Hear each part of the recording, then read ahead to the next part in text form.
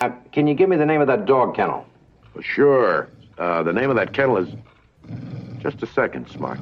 Initially, the search for Maxwell Smart began with producers wanting a comedian who could handle the unique brand of spoof and slapstick humor the show demanded. Don Adams, with a sharp wit and a knack for dry delivery, caught their attention through his work in stand-up and his appearances on The Bill Dana Show. In his audition, Adams immediately impressed producers with his signature "Would you believe?" catchphrase, which he improvised with perfect timing. The chemistry tests made it clear. His deadpan style was exactly what the role needed, blending seriousness with a subtle twinkle that defined Agent 86. Later, casting for Agent 99 proved trickier. Producers wanted someone elegant, smart, and able to match Adams's wit without being overshadowed. Barbara Feldon had already made a name for herself in a famous commercial and on quiz shows. Her audition revealed a poised, confident energy and a sharp comedic instinct, which instantly clicked with Adams. When they read scenes together, that touch of understated chemistry was impossible to ignore, and producers knew they had the right pairing. Meanwhile, Ed Platt came to the audition for the chief with a calm authority and a slight touch of exasperation in his voice, which set the right tone for the show's frequent chaos. His experience in dramatic roles brought balance to the antics around him. Rounding out the cast, Edward Platt's role as the chief and Dick Gautier as Hymie the robot both took unique auditions where their straight-faced reactions to absurd situations became proof that they could elevate the humor by playing it absolutely straight. The long hours spent testing scenes, running improvised lines, and watching the actors interact proved crucial. By the time the producers finished the casting process, it was clear that they'd found the perfect mix: Don Adams' zany delivery, Barbara Feldon's intelligence and charm, and Ed Platt's grounded presence created the right mix of laughter and suspense that would make the show a lasting hit.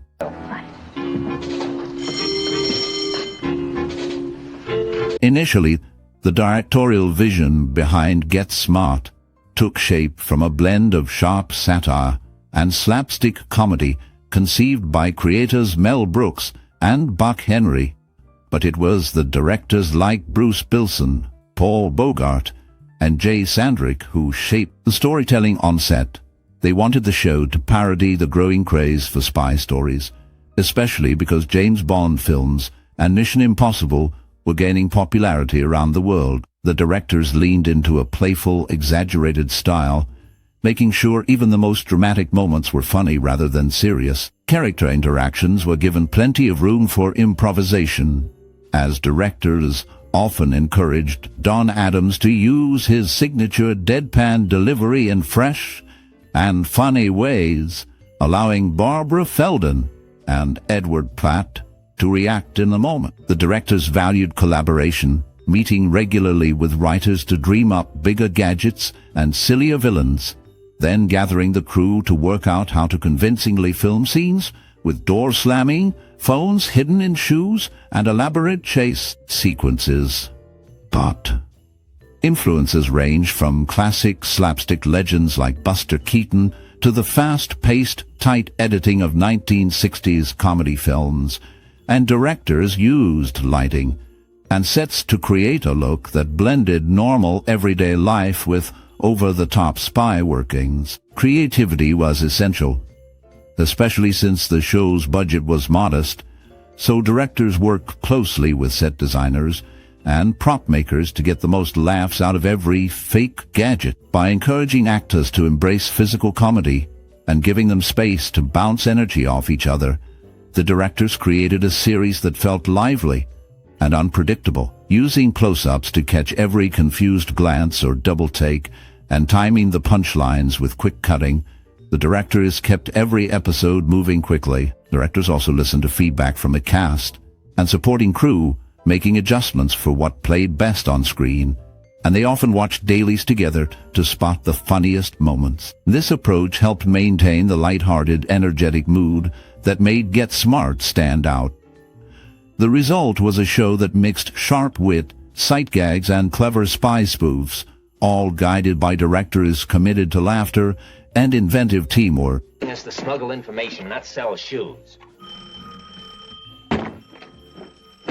Right from the start, Get Smart grabbed people with its clever mix of spy action and comedy. Maxwell Smart was not your typical secret agent, always messing things up, but somehow saving the day. The show was filled with silly gadgets, smart jokes, and oddball characters who made every episode fun to watch. Many still remember the shoe phone, or the cone of silence, symbols of the weird and funny world the show built Lieutenant over time.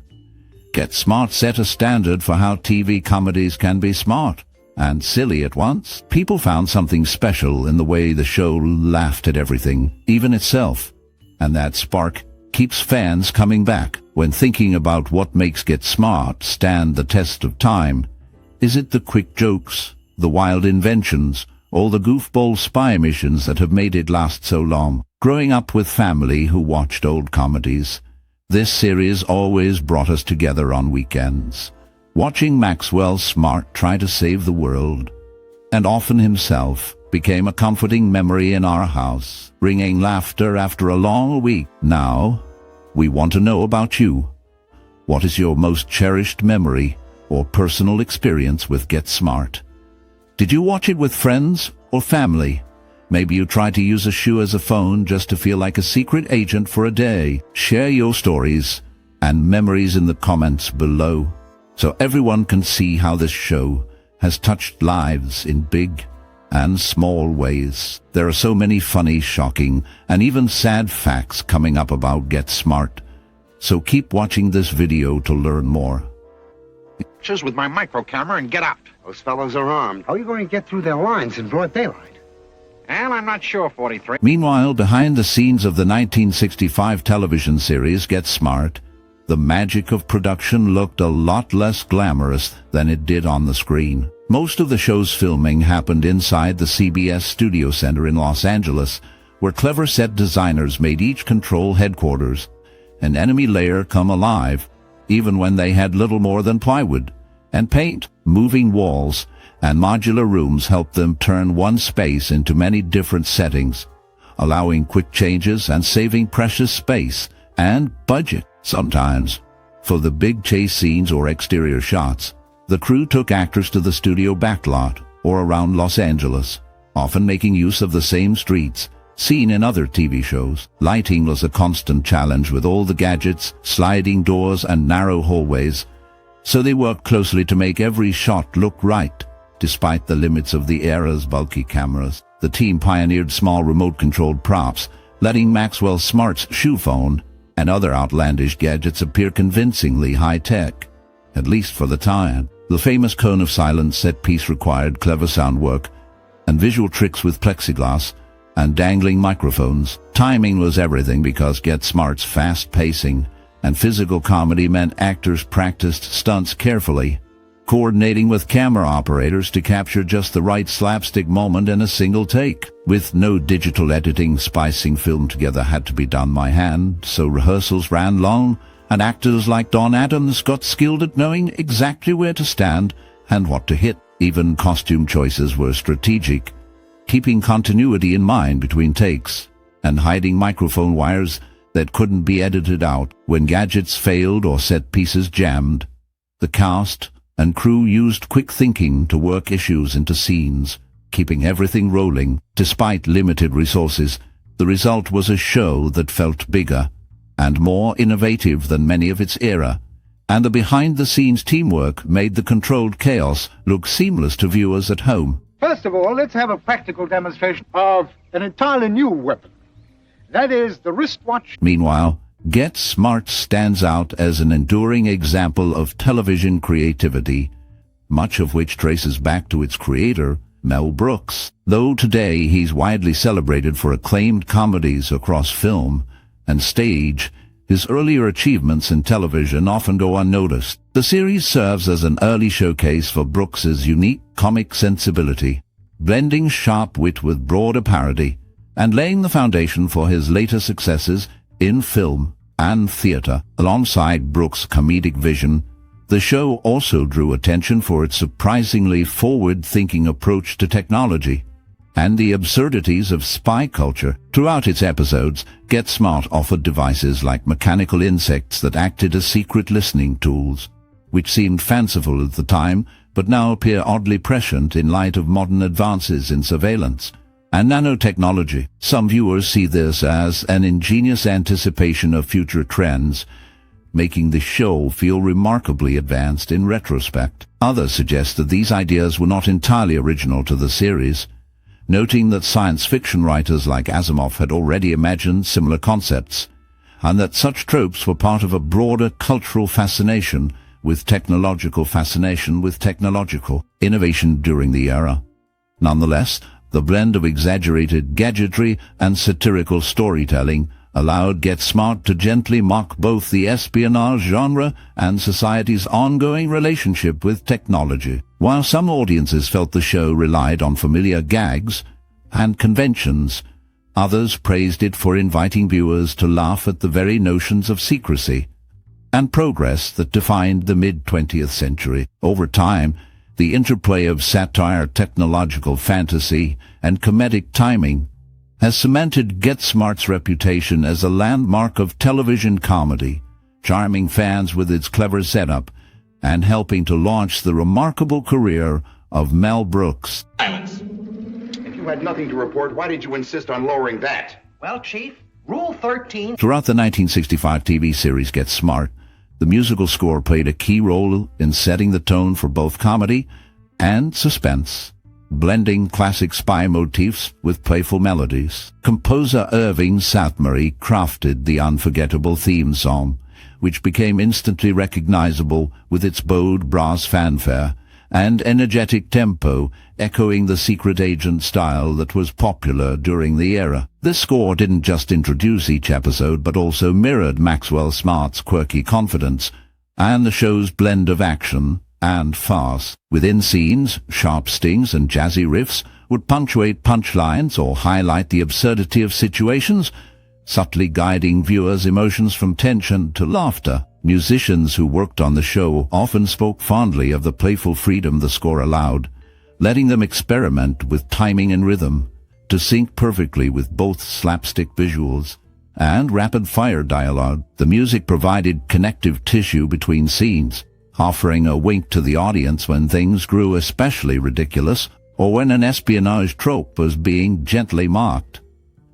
Every cue was carefully chosen to either heighten suspense or undermine it for comic effect, creating a constant interplay between drama and parody that defined Get Smart's unique style. Even decades later, listeners remember the score not just as background noise, but as an essential part of the storytelling, with Southbury's inventive orchestrations helping to cement the show's legacy as both a sharp spoof and a loving homage to the spy genre.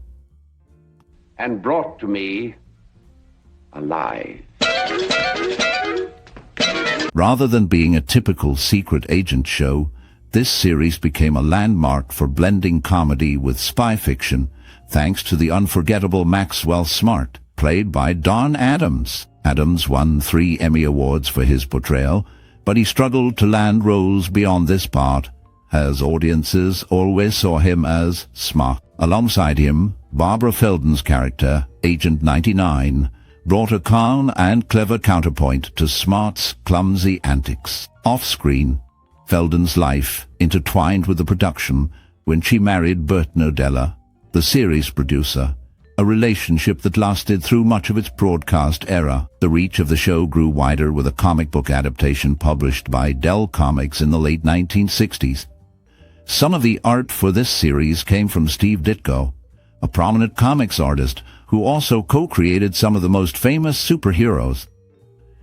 Despite being typecast, Adams left a mark in television history, and the show is still remembered for the sharp wit, physical humor, and the unique characters that defined its run, and inspired many later parodies and homages in both television and homages in both television comics. Anyway, Mr. Who, you came just in the nick of time. The Craw was about to subject me to this. Still remembered today, the Cone of Silence scene captures the blend of visual comedy and sharp dialogue that defined Get Smart. The way Mel Brooks and Buck Henry wrote it highlights how gadgets meant to improve espionage always made things worse for Agent 86. Director Bruce Bilson lets the camera linger on the oversized, unwieldy device covering Maxwell Smart and the Chief, emphasizing the absurdity, while Don Adams and Edward Platt play it straight, only making the gag funnier. The muffled exchanges,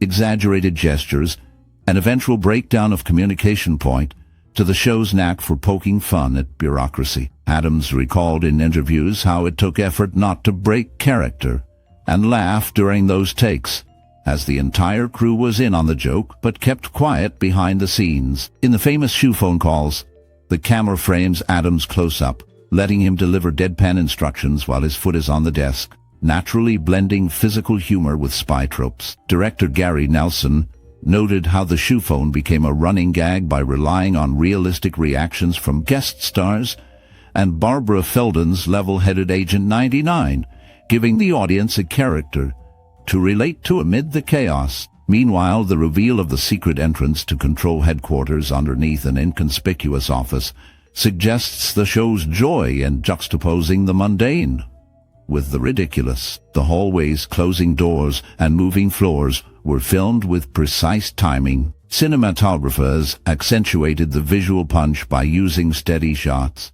and slight pauses, so viewers could appreciate the seriousness of Smart's walk before the next gag hit. Feldon mentioned how these routines set a comfortable rhythm that anchored the audience, even as the world around the agents got stranger by the minute. Throughout the series, the chemistry between Adams and Feldon, with his bumbling charm and her quick wit, drew viewers in, giving each mishap a sense of warmth beneath the parody. Both actors commented in later years how fans connected with the fun and cleverness more than the spy plots themselves, because they could see the performers enjoyed each moment, even as the farce unfolded. The humor, practical effects, and light-hearted performances still influence parodies and slapstick in television.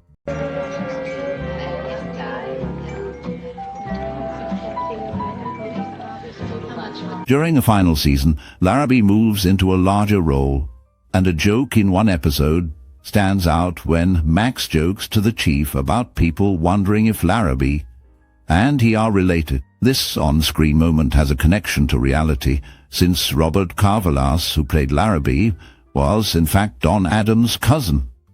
Meanwhile, Max's car, a Sunbeam, gets special treatment with features uncommon for the time. The car includes add-ons like a machine gun, smoke screen, radar tracking system, and an ejection seat, expanding its use far beyond simple transportation. Behind the camera, Barbara Feldon, known for her role as Agent 99, begins a personal connection with the producer Burt Nodella in 1968. The relationship continues throughout the rest of the show's original run and ends in 1979, long after the series has finished airing. The cast's off-screen relationships and the creative customization of props both become memorable aspects of the program's legacy. Fully disregarding control regulations. You 99.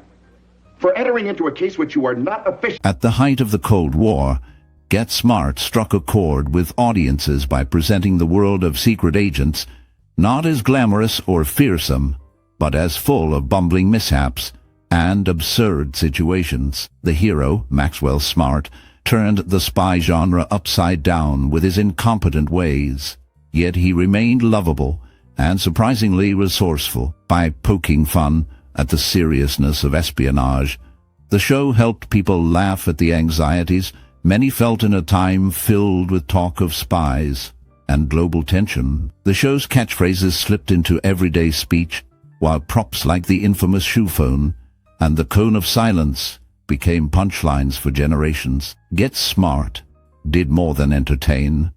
It invited viewers to question what made a hero and who was really in charge. Agent 99, as a smart and capable female agent, quietly challenged the era's ideas about women in the workplace, giving young women a character who was sometimes smarter and more skilled than her male partner. The light-hearted approach to authority figures underscored skepticism about government and the sometimes silly ways people in power act when faced with a crisis. The show's satire of technology, gadgets and bureaucracy kept its humor sharp and timely as the world changed. Over the years, Get Smart inspired other comedies and spy films to blend humor with action, shaping television's future. The endless clever jokes and the slapstick approach made it a show families could watch together, allowing everyone to poke fun at old-fashioned ideas of strength and intelligence while enjoying some pure silliness along the way. Life. One sip from that punch means instant death. That's ridiculous. Often, the most memorable characters come from unique combinations of talent and timing. Don Adams shaped his iconic Maxwell smart voice by exaggerating the style of actor William Powell's character from The Thin Man. Adams first tried this voice on the stand-up stage, drawing laughs when he played roles like a baseball umpire, football coach, or defense attorney. Later, when producers were searching for the right person for the main role, they wanted Tom Poston during early network pitches. However, when the project moved from CBS to NBC, Adams was already under contract, leading him to secure the part that would define his career. In time, the show also featured Dick Gautier, who joined the regular cast as Hymie the robot, adding a fresh comic dynamic. These casting decisions, along with distinctive performances, created a lasting impression on viewers and helped shape the feel of the series. Remember, spy, Mr. Smart. Let me give you a message for your government. You can have the plans of the invisibility ray for... Consequently, after its debut in 1965, Get Smart quickly became a hit with both critics and the general public. People enjoyed the sharp humor and clever use of parody, poking fun at the spy genre that was popular at the time. Don Adams as Maxwell Smart was praised for his comedic timing, and Barbara Feldon as Agent 99 became a fan favorite for her wit and charm. Critics in newspapers called Get Smart one of television's smartest and funniest sitcoms, with many applauding the writers, including Mel Brooks and Buck Henry, for blending slapstick and satire. Early reviews described the show as fresh and original, bringing laughter without relying on old jokes or tired routines. Audience members tuned in by the millions each week, boosting its ratings and turning catchphrases like "Would you believe" into pop culture staples.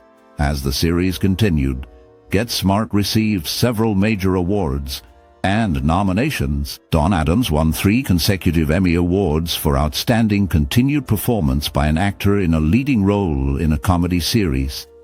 The show itself won 2 Primetime Emmy Awards for Outstanding Comedy Series. It also received multiple nominations for its writing, direction, and performances.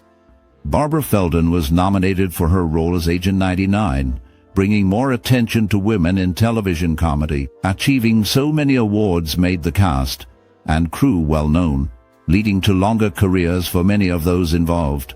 For Don Adams, the admiration cemented his spot as a comedy legend. Writers like Mel Brooks and Buck Henry earned greater respect in Hollywood and continued to work on influential projects. Winning these awards meant that Get Smart stood out in a very competitive television era, confirming the lasting impact and talent behind the show. The recognition helped the creators take bigger steps in their careers, including future movie work and other television successes. The positive response even led to revivals, spin-offs, and a film adaptation years later, proving its place as a beloved classic that still attracts new fans with its humor and clever storytelling. Sing to it. I knocked her unconscious and sprayed her with a plastic solution. She'll be dead in 20 minutes. Excellent. As time has passed, the influence of the classic spy comedy can still be seen in modern pop culture. In 2018, a Los Angeles alternative rock band, Modern Time Machines, paid tribute by recreating a sequence from the memorable episode The Groovy Guru and incorporating a hand-drawn animated version of the show's signature opening theme in their freeform music video. Looking back on casting decisions, Don Adams made a strategic choice regarding his contract. Instead of accepting a standard high salary per episode, Adams preferred a smaller weekly amount in exchange for a 1/3 share of the series. This decision proved wise, as the show remained popular in syndication for decades, bringing continuing returns. On the night of September 18, 1965, both this series and another hit, I Dream of Jenny, debuted back-to-back on NBC. Both comedies ran for 5 seasons each, produced exactly 139 episodes, and featured female leads named Barbara ... An interesting parallel between the two was the decision to resolve the ongoing romantic tension between the main characters by having them marry late in their respective run. For the spy series, this happened in the 4th season with the union of Maxwell Smart and Agent 99, while the magical sitcom ended its 5th season with Jeannie marrying Major Nelson. Despite the light-hearted surface, smart contract choices and cultural echoes help explain why this show remains part of television history. Oh, no, that's the trigger! That's the trigger. I know the trigger. Smart. You have to look... Throughout the production of the 1965 TV series Get Smart, the set buzzed with the comedic energy that made it legendary. Don Adams, who played Maxwell Smart, often improvised his well-known catchphrases, giving the show its unique style. On occasion, Adams would make the entire cast and crew laugh so hard that filming had to stop for everyone to pull themselves together. Barbara Feldon, playing Agent 99, remembered how she felt almost like she was breaking character, just trying not to smile at Adams' antics. Mel Brooks and Buck Henry, the show's creators, frequently dropped by to toss in new jokes or push the limits of what could make it past network censors. During shooting, props would sometimes malfunction, such as the famous shoe phone, which didn't work properly and had to be taped together in between scenes. Actors often whispered their real conversations through the prop, only for a scene to start, and surprise everyone when the device actually held together for once. At times, cast and crew found themselves dodging practical jokes, like Adams swapping out scripts or Feldon hiding rubber snakes to startle the crew during tense moments. Even the legendary chief, Edward Platt, broke his serious demeanor with his own dry pranks, managing to bring a smile to the whole set, even during long shooting days. In the evenings, everyone would unwind and share stories, creating an atmosphere that felt more like family than work. The camaraderie and laughter on set made every episode of Get Smart memorable even before it reached the audience at home. My name is Polly Dolly. I can talk. I can say many things. Please feed me. Now burp. Although Agent 99 became one of television's memorable secret agents, viewers never learned her actual name, even after she married Maxwell Smart. Actor Barbara Feldon, who played the role, gained recognition well beyond the show's original run. Her performance marked her career, and in 2004 she was honored as the most stylish secret agent at the TV Land Hall of Fame Awards, highlighting the lasting impression of her character. Meanwhile, Don Adams, who played Maxwell Smart, had mixed feelings about related projects. He was vocal about his dislike for the 2 follow-up movies and the sequel series, admitting he only returned to the role for financial reasons rather than creative enthusiasm. Adams also criticized the timing of the laugh track, which he felt disrupted the original comic flow and diluted some of the intended humor. Together, these details reveal the complexities behind the scenes, from Feldon's enduring legacy to Adams' enduring legacy to Adams' frank opinions about revisiting the show. and production choices that influenced its comedy style.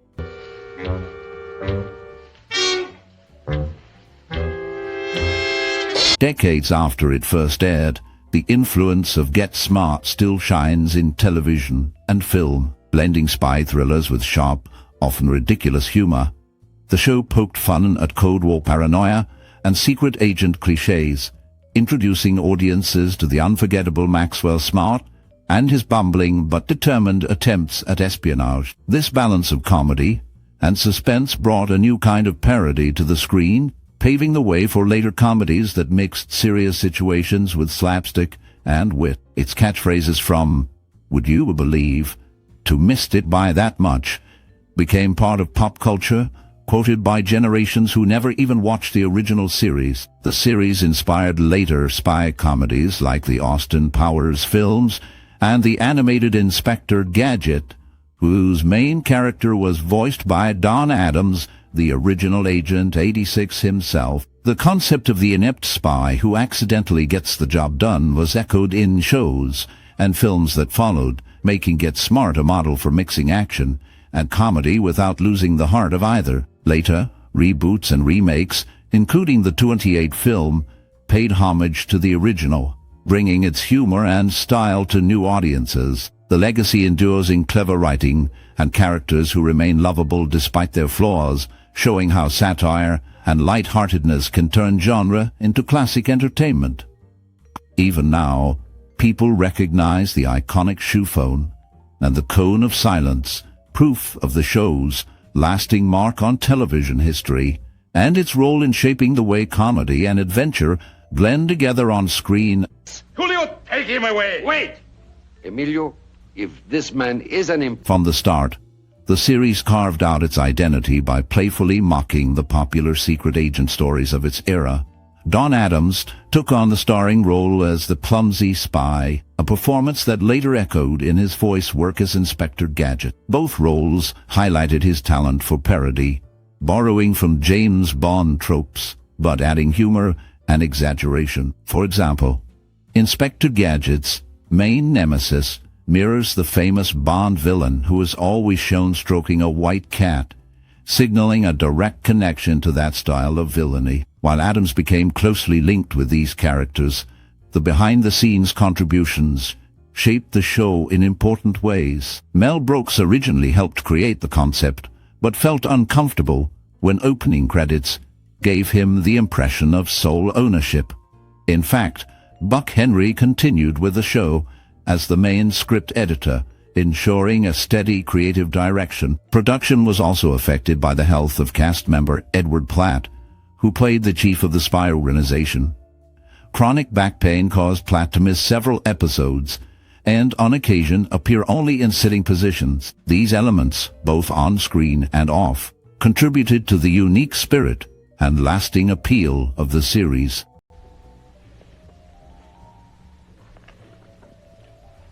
What's your conclusion, Max?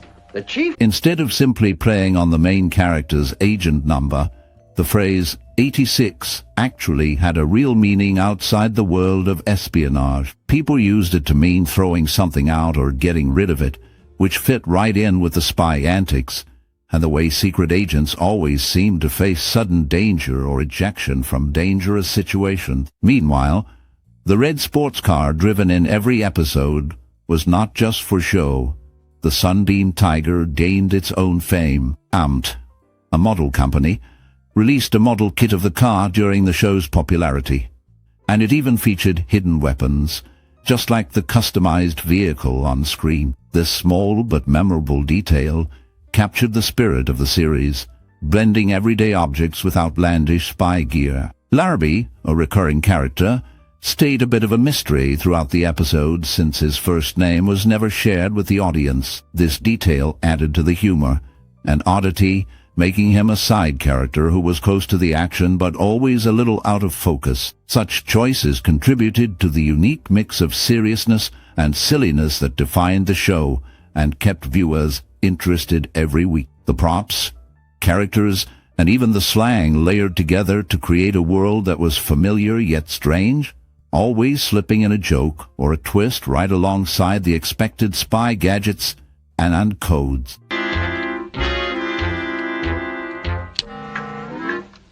From the first moments, the musical themes set the tone for each episode, with every note composed by Irving Sathmary, a talented figure in his field, and brother to well-known comedian Bill Dana. Throughout the series, a recurring gag developed with the character Max, frequently finding himself in a difficult situation. He would often say, "Don't tell me," to Agent 99 or another character, just before hearing exactly the bad news he was dreading, only for him to respond immediately with, "I asked you not to tell me that," adding a humorous moment to tense scenes. The path to television was not direct.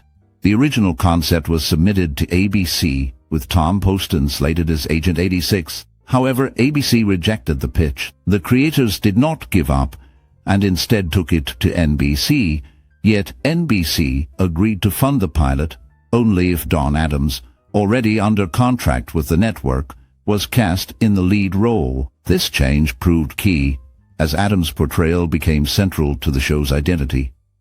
Sathmary's music, memorable and instantly recognizable, worked together with the cast and the style of humor to create a lasting legacy for the show. The consistent use of running jokes helped establish a rhythm, connecting viewers to the characters and providing a blend of comedy and suspense. Max? Well, we sent along B-17 to cover us in a situation like this. He'll be able to repeat Starting with its title character, the number 86 was not randomly chosen later.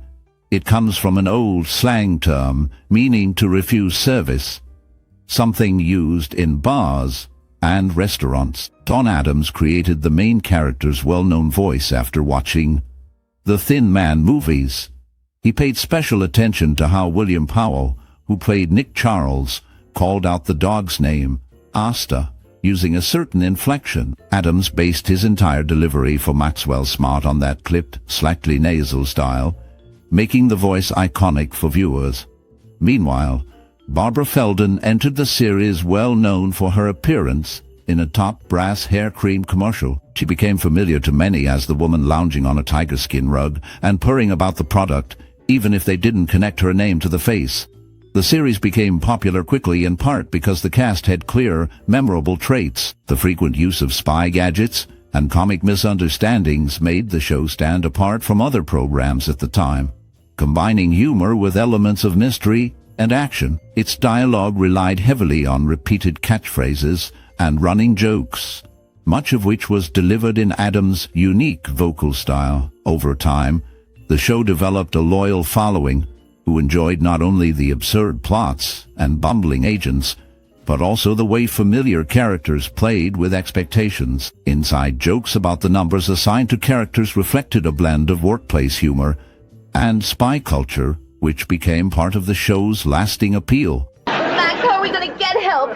This dynamite's going to go off any minute. I know, when that... Initially, when producers were searching for the right actor to play Hymie, King Moody auditioned for the part. Although he did not get that role, Moody later showed up as a double agent in one episode, and had 2 appearances as a Chaos operative, before finally being assigned the role of Starker, a character closely connected to the villainous organization. During this time, casting decisions were not limited to Moody. Both Tony Randall and Orson Bean were also considered for the job of Maxwell Smart, showing that the creative team looked at a range of comic actors before settling on Don Adams, whose style shaped the show's humor. Filming for the pilot episode was done in black and white, a common practice then, just as with another series from the same year, Hogan's Heroes.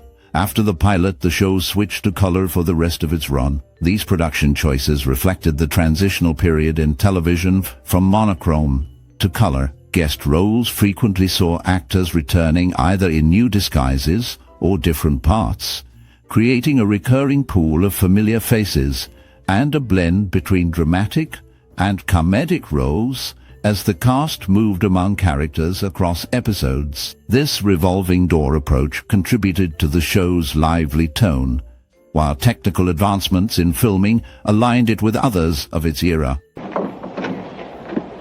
Madame, course you... Often, popular television shows of the 1960s featured memorable details that stuck with audiences long after the episodes aired. During its 4th season, a key character's car stood out, a 1968 Ford Shelby Mustang convertible, which viewers saw Maxwell Smart use from time to time. Later on, Don Adams returned to the role of Maxwell Smart in the late 1990s with Canadian commercials for the Buckacore long-distance service, marking a rare and successful reprise of his famous character. The concept for the show was influenced by another hit spy series, The Man from UNCLE, released in 1964. Barbara Feldon, a star of the series, even had an earlier guest appearance on The Man from UNCLE, playing an agent for the same fictional spy organization. This connection between two shows and the repeated return of familiar faces kept the memory of the series alive for decades. A loudspeaker system. Exactly, Mr. Smart. You have? What about Haskell? Often, actors' initial contracts in television reveal a lot about their early doubts and negotiations. Barbara Feldon, for example, was hesitant to fully commit from the outset. Rather than the standard lengthy agreement usually expected at that time, she started with a deal for just 4 episodes. Her decision to stay came after shooting the pilot, at which point she settled on a 3-year contract. When that period ended, she decided to stay on for 2 more years. Meanwhile, the show's pilot episode had a visual detail that set it apart. Pax drove a 1961 Ferrari 250 TPF Spider Cabriolet only in that black and white episode, a car never used again as his regular vehicle. Production choices were also influenced by the actor's height. Feldon was 2 inches taller than Don Adams, which sometimes created a challenge in scenes they shared. To make sure Adams appeared taller on screen, he would stand on a platform, or Feldon would stoop. For most scenes, he wore flat shoes, rarely putting on heels to avoid exaggerating the height difference. These efforts at careful staging lasted through most of the production, keeping character dynamics visually consistent. Other than the height tricks and car detail, the show relied on quick pacing, simple stories, and clear performances, which helped audiences focus on comedy rather than noticing the adjustments behind the scenes. Came from the laboratory, sir. Are you there? Inside the world of slapstick espionage and clever gadgets, the set often served double duty. The dungeon where characters found themselves trapped had already appeared in another popular series, specifically in the episode The Friendly Physician, from the 2nd season of a show about castaways. There, the same gloomy walls added a touch of humor and suspense before being recycled for new comedic adventures. Another notable detail is the presence of a canine agent who answered to the code name K-13, though everyone in the agency referred to him as Fang. The dog's partnership with human spies added not just comic relief, but also a sense of teamwork, showing that even in Secret Service work, every member, even 4-legged ones, played a part. Meanwhile, Agent 99, the quick-thinking and resourceful partner, became an icon beyond her witty retorts and undercover skills. She gained a rare honor in 2004, being recognized as the most stylish secret agent during an awards show devoted to classic television. Her fashion sense, along with her ability to solve cases, left a mark on audiences and shaped how viewers saw women in the spy genre. All these details highlight the blend of resourceful production choices, unique character traits, and lasting cultural impact that defined this series and set it apart from other comedies of its time. Shalom.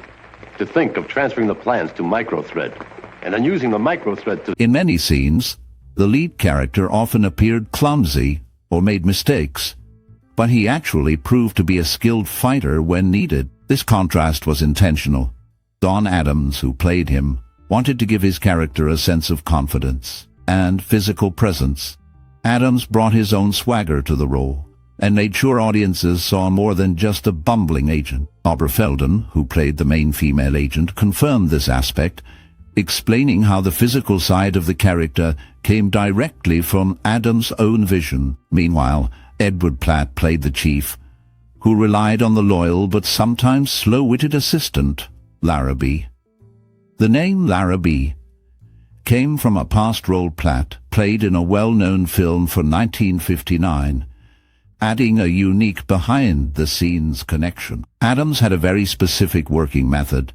Rather than memorizing entire scripts, he often listened to his assistant read his lines shortly before filming each scene. This approach helped him keep the dialogue fresh and contributed to his quick, witty delivery. Other aspects of the series, like its use of catchphrases and inventive gadgets, became popular elements, but the character work, along with the actors' input, shaped much of its lasting appeal. Went off.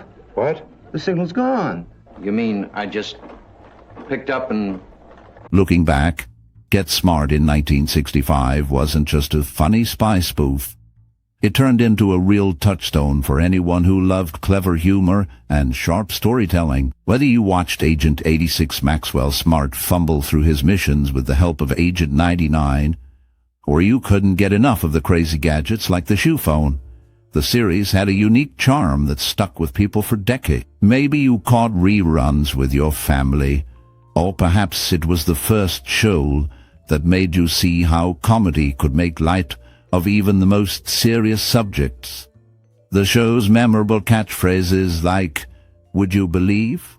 would probably found their way into your daily talks, or even inspired jokes among friends. Some say the way it poked fun at spy films and television itself made them rethink what storytelling could do, mixing laughter with a touch of suspense. So, if you have any special memories of late-night laughs, or if the show shifted how you viewed what television could be, why not take a moment to share your stories in the comments? Tell us about how Get Smart left its mark on your life or changed your views on movies and TV. And if you're enjoying these explorations into classic series, let us know by liking, sharing with friends, or subscribing for more trips down memory lane. All right, 44, all right.